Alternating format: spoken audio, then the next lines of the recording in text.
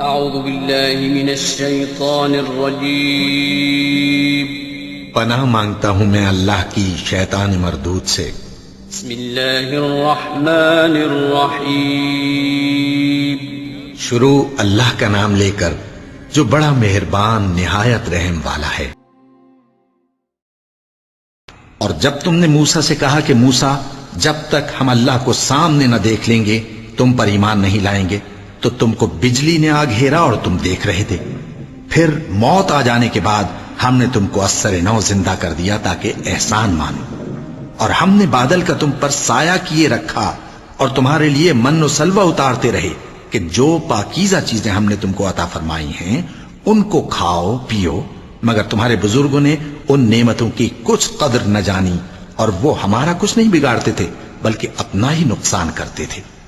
اور جب ہم نے ان سے کہا کہ اس گاؤں میں داخل ہو جاؤ اور اس میں جہاں سے چاہو خوب کھاؤ پیو، اور دیکھنا دروازے میں داخل ہونا سجدہ کرتے ہوئے اور حطوتن کہنا، ہم تمہارے گناہ معاف کر دیں گے اور نیکی کرنے والوں کو اور زیادہ دیں گے۔ تو جو ظالم تھے انہوں نے اس لفظ کو جس کا ان کو حکم دیا تھا بدل کر اس کی جگہ اور لفظ کہنا شروع کیا، پس ہم نے ان ظالموں پر آسمان سے عذاب نازل کیا کیونکہ نافرمانیاں کیے جاتے تھے۔ اور جب موسیٰ نے اپنی قوم کے لیے ہم سے پانی مانگا تو ہم نے کہا کہ اپنی لاٹھی پتھر پر مارو، انہوں نے لاٹھی ماری تو اس میں سے 12 چشمے پھوٹ نکلے اور تمام لوگوں نے اپنا اپنا گھاٹ معلوم کر کے پانی پی لیا۔ ہم نے حکم دیا کہ اللہ کی عطا فرمائی ہوئی روزی کھاؤ اور پیو اور زمین میں فساد نہ کرتے پھرنا۔ اور جب تم نے کہا کہ موسیٰ ہم سے ایک ہی کھانے پر صبر نہیں ہو سکتا تو اپنے پروردگار سے دعا کیجئے کہ ترکاری اور ککڑی اور گیہوں اور مسور اور پیاز وغیرہ جو نباتات زمین سے اگتی ہیں ہمارے لیے پیدا کر دے۔ انہوں نے کہا کہ عمدہ چیزیں چھوڑ کر ان کے بدلے ناقص چیزیں کیوں چاہتے ہو؟ اگر یہی چیزیں مطلوب ہیں تو کسی شہر میں جا اترو، وہاں جو مانگتے ہو مل جائے گا۔ اور آخر کار ذلت و رسوائی اور محتاجی و بے نوائی ان سے چمٹا دی گئی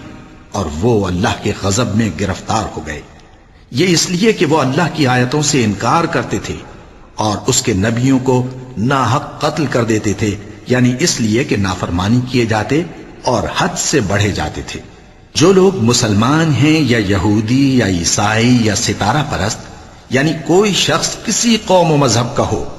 جو اللہ اور روز قیامت پر ایمان لائے گا اور عمل نیک کرے گا تو ایسے لوگوں کو ان کے اعمال کا صلہ اللہ کے ہاں ملے گا اور قیامت کے دن ان کو نہ کسی طرح کا خوف ہوگا اور نہ وہ غمناک ہوں گے۔ اور جب ہم نے تم سے عہد کر لیا اور کوہ طور کو تم پر اٹھا کھڑا کیا اور حکم دیا کہ جو کتاب ہم نے تم کو دی ہے اس کو زور سے پکڑے رہو اور جو اس میں لکھا ہے اسے یاد رکھو تاکہ عذاب سے محفوظ رہو، پھر تم اس کے بعد عہد سے پھر گئے،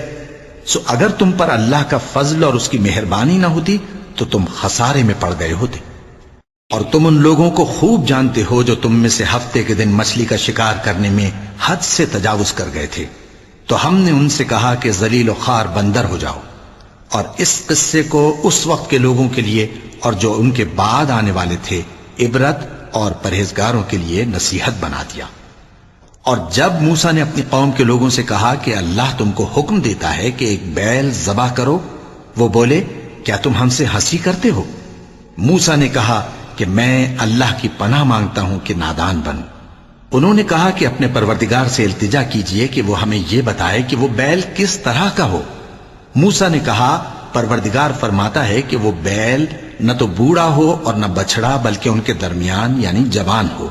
سو جیسا تم کو حکم دیا گیا ہے ویسا کرو۔ انہوں نے کہا اپنے پروردگار سے درخواست کیجئے کہ ہم کو یہ بھی بتا دے کہ اس کا رنگ کیسا ہو۔ موسیٰ نے کہا پروردگار فرماتا ہے کہ اس کا رنگ گہرا زرد ہو کہ دیکھنے والوں کے دل کو خوش کر دیتا ہو۔ انہوں نے کہا اب کے پروردگار سے پھر درخواست کیجئے کہ ہم کو بتا دے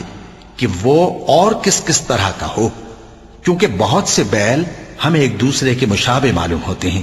اور اللہ نے چاہا تو ہمیں ٹھیک بات معلوم ہو جائے گی۔ موسیٰ نے کہا کہ اللہ فرماتا ہے کہ وہ بیل کام میں لگا ہوا نہ ہو، نہ تو زمین جوتتا ہو اور نہ کھیتی کو پانی دیتا ہو، بے عیب ہو، اس میں کسی طرح کا داغ نہ ہو۔ کہنے لگے اب تم نے سب باتیں درست بتا دیں۔ غرض بڑی مشکل سے انہوں نے اس بیل کو ذبح کیا، جبکہ وہ ایسا کرنے والے لگتے نہ تھے۔